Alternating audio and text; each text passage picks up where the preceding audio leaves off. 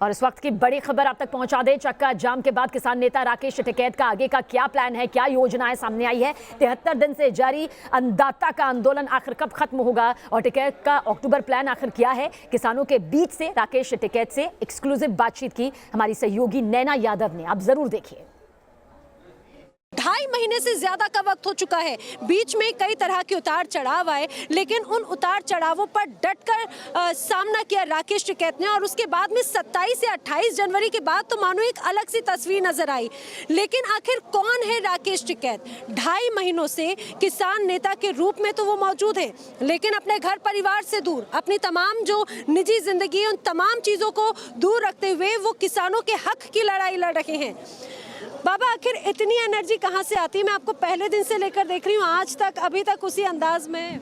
इसका क्या राज है? कोल्ड ड्रिंक छोड़ो, दूध पियो और खेत से उत्पादन वस्तु का इस्तेमाल करो, अनाज का उसका, और सब्जी खाओ। और एनर्जी क्या यहाँ पे कोई वहाँ से आती है। और ये कहें कि यही राकेश जी की एक यूएसपी है, यही उनकी पहचान है। हाँ, तो यही है भाई, दूध दही पियोगे तो देश के किसान की आमदनी बढ़ेगी। आप कोल्ड ड्रिंक पियोगे तो कंपनी की बढ़ेगी। बिल्कुल। लेकिन राकेश जी, एक और सबसे खास बात ये है कि हमने इस चलते चलते बात करते हैं, एक जगह पे किसान एक जगह कहाँ टिकता है भाई। मैं ये जानना चाह रही हूँ कि हमने कई तरह के उतार चढ़ाव देखे, किसान आंदोलन के दौरान भी, व्यक्तिगत जीवन में भी इस तरह के उतार चढ़ाव आपकी ऐसी कुछ तो जीवन तो उतार चढ़ाव का ही तो होता है, उनसे घबराना नहीं चाहिए। उतार चढ़ाव से, हानि लाभ से, उनसे नहीं घबराना चाहिए आदमी। लेकिन राकेश जी, सबसे खास बात ये है कि सरकार बार बार ये कह रही है कि जो 3 बिल हैं, कृषि बिल हैं, उसमें किसी तरह की ऐसे किसानों को नुकसान नहीं होना बल्कि फायदा ही है। किसान उसे नहीं समझ पा रहे, ऐसा कुछ है? नहीं, किसान तो समझे सब। ये किसान है, आज इनसे बात करवा दें क्या है। अब हम ये कौन से गांव से हैं ये बता देंगे। आप तो ये सब्जी की खेती करते हैं, आप फूड खेती, एक मिनट, इनको पूछ लो कि इसमें कानून में क्या है। इनके खेत से पता चलता है कानून में क्या है। इनको अगर नुकसान है तो पता चलेगा। ये गन्ने का किसान होगा, ये धान का किसान होगा, ये किसान है। आप क्या, कौन सा गाँव है? पिछा। तो क्या खेती करते हो? धान की। धान क्या रेट में बेचा आपने? 1200 रुपए को बेचा। 1200 रुपए को धान बेचा इन्होंने, है?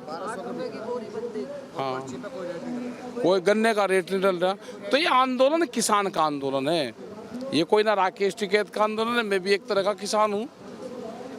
इन्होंने हमें कोई जिम्मेदारी दी है, हम उस जिम्मेदारी का पूर्ण रूप से निर्वाह कर रहे हैं। अच्छा, ठीक है। अक्टूबर तक, यानी कि हम ये समझें कि अक्टूबर तक ये आंदोलन चलेगा इसी तरह से, जहां पर अभी हम मौजूद हैं गाजीपुर बॉर्डर पे, यहीं पर ये आंदोलन चलेगा या इसका स्वरूप बदला? इसका बदलते रहेंगे। अच्छा। क्या पता और क्या क्या हो।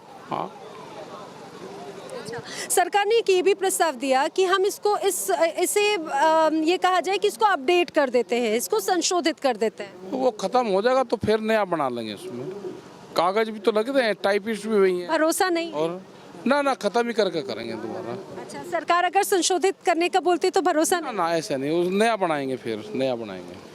चलिए, ठीक है। अगर, लेकिन मैं आपसे ये भी समझना चाहूँगी, अगर मैं निजी जिंदगी की बात करूँ, राकेश टिकैत व्यक्तिगत जीवन में कैसे हैं, उनको क्या पसंद है? मैं तो कुछ भी पता, मैं तो गाँव पसंद है, गाँव की मिट्टी पसंद है और खेत पसंद है। हम कौन है? हम तो कुछ है ही नहीं, हम तो किसान ही तो हैं सारे। हरे रंग का गमछा हमेशा पहने देखती हूँ मैं आपको, आपका पसंदीदा रंग हरा ही? केसरिया। केसरिया सिर पे रहेगा और हरा गले में रहेगा। उसकी कोई खासियत? केसरिया तो सूर्य का प्रतीक है, वो समाज का प्रतीक है।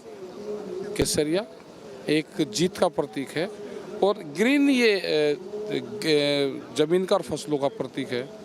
केसरिया और जीत से बहुत से मन में बहुत कई सवाल आ जाते हैं राकेश जी, क्या ये राजनीति से भी जुड़ा हुआ कुछ है? कौन सा?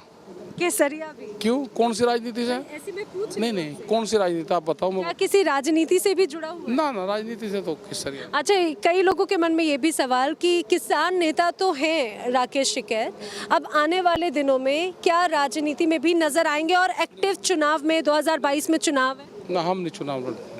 2022 यूपी ना ना हमने हमारा चुनाव से कोई मतलब नहीं है। किसानों का नेतृत्व करने के लिए और किसानों की जो लड़ाई होगी वो लड़ेंगे पूरे देश भर में, पूरी दुनिया में लड़ रहे हैं। हम तो पिछले 20 साल से 73 देशों में हमारा किसान संगठन काम करता है पूरी दुनिया में। तो सड़क से लेकर सदन तक आवाज फिर कैसे उठाएंगे? सड़क पर उठेगी, सदन में तो अपने आप उठेगी।